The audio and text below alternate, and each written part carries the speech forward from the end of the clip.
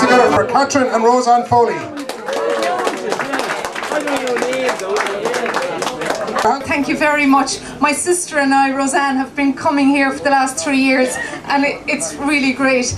And this year, my father, Joe Foley, who was a proud ferrybank man and a socialist, that's why we love coming here. He was a Labour man and a trade unionist. So it's like being re-energised by meeting the Waterford Congress of Trade Unions and all the people involved and hearing their socialist views and all that. So we love it. And last year they unveiled a photograph of my uncle Donal. But this year I want my father to shine, because my father died in July this year, so he was 88. He was born in 1926. So this story that I have for you, he's about 8 or 9. It's from the 30s. He was one of 12, and he was the last of the 12 Foley children to die. So there are no more of them now. But so we carry the flag, the Foley flag. So I haven't changed a word of this. You'll see it's beautiful. Okay, the shoes. In our house, it was my mother who made the decision whether or not any of us needed new shoes or clothes. I was pleading for a new pair of shoes on this occasion and appeared to be having some success, as I was told to get ready for town. Across on the ferry we intended going as we walked in the direction of the ferry slip. I was curious about the crossing keeper, as he had only one arm. Oh, I knew him.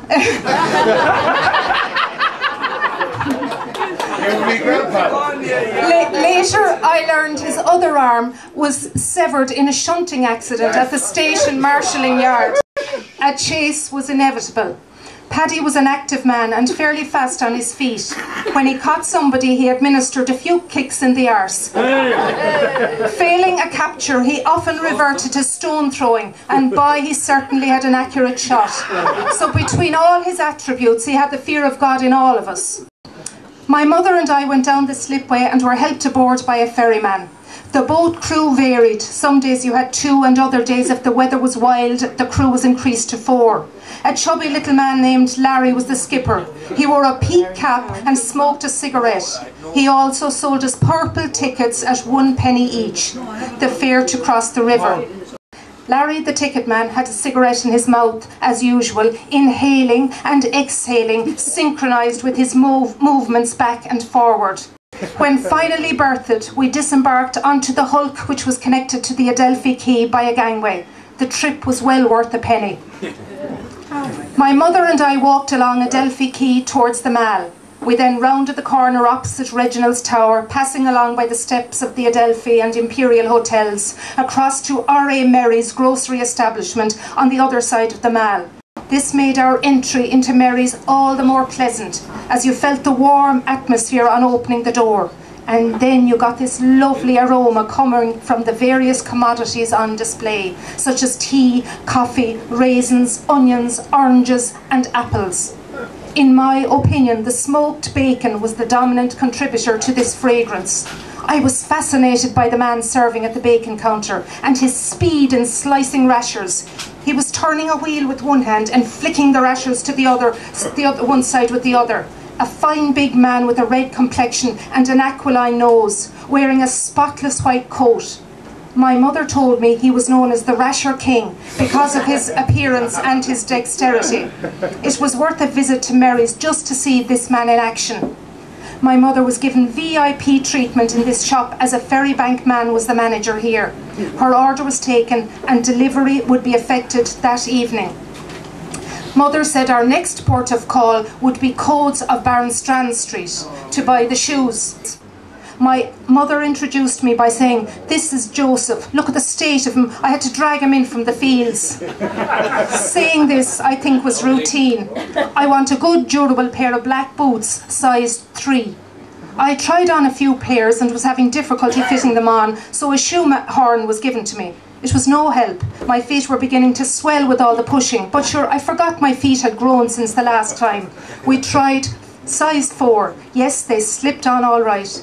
The fashion show started then. I began walking up and down as if I was a horse for sale. The patience of that man. He had empty cardboard boxes strewn all over the floor. How about those? No, they're a bit big. Would you like to try a brown? Young as I was beginning to feel ashamed. I better get the meat for tomorrow, my mother said. So around the corner to Quinlan's, the butcher's in Georgia Street, we went. We were just at the door of the shop when along comes a friend of my mother's, Molly Freeman. I knew straight away it would entail a half-an-hour chat. You would think they hadn't met for weeks, and I suppose they had been together the previous night at the devotions. I heard it said that my mother and Molly were so long talking in the same spot on another occasion that the butcher offered them chairs. The butcher's shop was a gory place with beef and mutton carcasses slung everywhere. Some had blood dripping from their necks onto the sawdust-covered floor. In his blue-striped apron, the butcher was stealing his knife continually. He weighed a piece of beef for roasting, which he gave to my mother, convincing her that she had got the best cut in the shop. In the process, he also related the genealogy of that particular beast, even telling us where it came from. I thought about it at my Sunday dinner, but it didn't spoil my appetite. Off we went in that same street to Hearn's. The entrance to this shop had a big glass door. It was the largest shop I had seen so far in town. Its floor space would be equivalent to about 2 acres of land in size. On entering, I was mesmerised by all these small wooden containers, the size of a £1 jam jar, banging from wires and running in all directions. They resembled miniature cable cars moving along. This shop sold drapery and furniture mostly. I think it would be better if I informed you of what they didn't sell: foodstuffs, hardware, motor cars or coffins.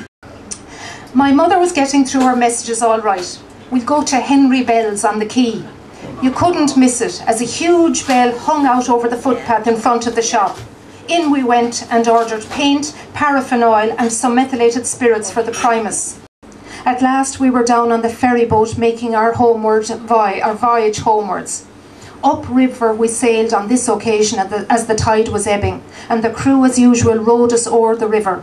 I was relieved to have reached the slip safely, as the river was rough. While crossing, everybody huddled together. It wasn't fear, it was because of the harsh gale blowing down the river. I wondered what would happen in an emergency, as I saw no lifebelts. As usual, the lads were anxiously awaiting our arrival home. The bags and parcels were snatched from mother's fingers. My shoes were being tried on by any member of the family that nearly had the same size, even though I protested about stretching. My mother pacified them by her usual query, "What size do you take?" That would be for the next journey to town. So that's my father's story. I want to take over the mic, and in Ferrybank, we'll give her a nay and a nay.